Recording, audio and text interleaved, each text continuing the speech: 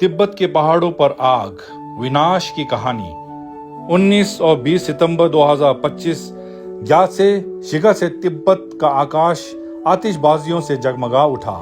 पहली नजर में कला, लेकिन यह विनाश था। शो असेंडिंग ड्रैगन चीनी कलाकार के गुआ कियांग ने बनाया और आर्किटेक्ट्स ने प्रयोजित किया। पवित्र हिमालय चोटियां विस्फोटों का मंच बन गई, नाजुक टर्फ जल गया, वन्य जीवन भयभीत हुआ और तिब्बती परंपराओं का अपमान हुआ।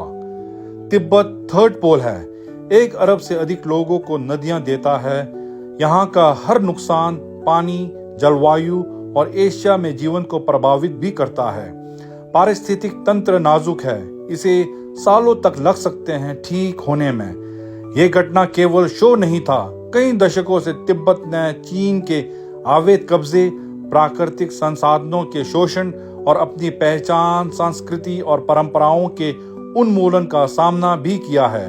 खनन, बांध और वन कटाई के नाजुक पारिस्थितिक तंत्र और स्थानीय समुदायों को प्रभावित भी किया है। ये कला नहीं, ये विनाश है। आतिशबाजी का प्रभाव दशकों तक रहेगा। पवित्र पर्वत, पक्षी और स्थानीय जीवन प्रभावित हुए हैं। अपनी आवाज उठाएं, तिब्बत के पहाड़ों, लोगों और अपनी भविष्य की रक्षा करें।